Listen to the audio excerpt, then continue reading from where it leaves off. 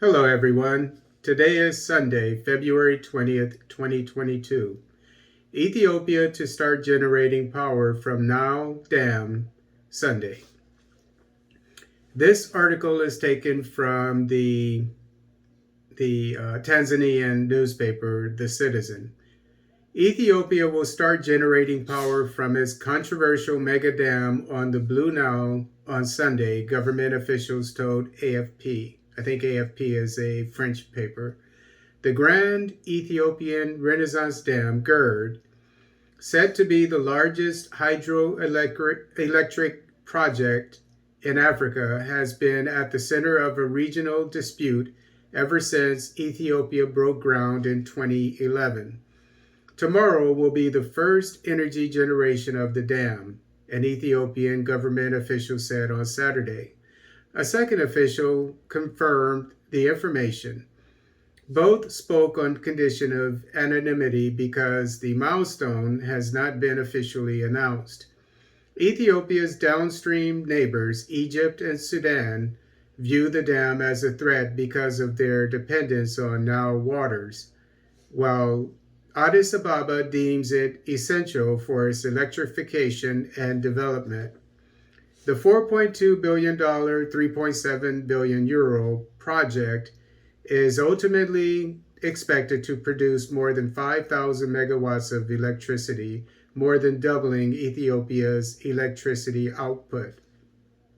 Ethiopia had initially planned output of around 6,500 megawatts, but later reduced its target. The newly generated electricity from the GERD could help revive an economy that has been devastated by the combined forces of a deadly war, rising fuel prices, and the COVID-19 pandemic, said Adesu Lashitu of the Brookings Institution in Washington.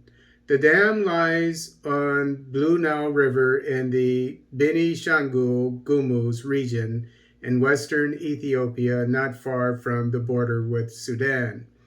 Talks held under the auspices of the African Union, AU, have failed to yield a three-way agreement on the dam filling and operations, and Cairo and Khartoum have demanded Addis Ababa cease filling the massive reservoir until such a deal is reached.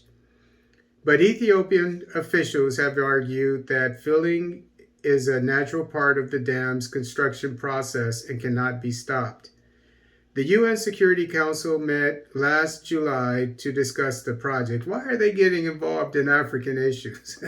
The UN, leave the African issues, the economic issues, to the AU. The UN Security Council met last July to discuss the project, although Ethiopia later slammed the session as an unhelpful distraction from the AU-led process. In September, the Security Council adopted a statement encouraging Egypt, Ethiopia, and Sudan to resume negotiations under AU auspices. Egypt claims a historic right to the Nile dating from a 1929 treaty that gave it veto power over construction projects along the river. A 1959 treaty boosted Egypt's allocation to around 66% of the river's flow, with 22% for Sudan. Yet Ethiopia was not party to those treaties and does not see them as valid. The process of filling the GERD's vast reservoir began in 2020, with Ethiopia announcing in July of that year it had hit its target of 4.9 billion cubic meters. The reservoir's total capacity is 74 billion cubic meters, and the target of 2021 was to add 13.5 million. Last July, Ethiopia said it had hit that target, meaning there was enough water to begin producing energy, although some experts had cast doubts on the claims. So it will be interesting to see how much energy Ethiopia is going to be able to provide this year from the GERD. And as I said in a video that I did that went viral on this issue, um, I believe that the GERD is behind much of the aggression uh, of the TPLF, who actually initiated it. And so we have to give them credit. They actually initiated it. But then they got moved out of power, and now the Abiy administration has assumed control of it. And so they're probably bitter about that. But more importantly, their partners in the West have gone out of their way to vilify the Abiy administration, which is going to use this power from the GERD, according to a source that I read, to bring in another $1 to $2 billion a year to the Ethiopian economy. And if that's the case, that will be a major change in uh, the way that Ethiopia is treated by the outside world. Probably no more need for aid, and it will be like a big brother being able to offer much needed energy, and mind you, eco-friendly energy, renewable energy, which the whole world should be rejoicing over.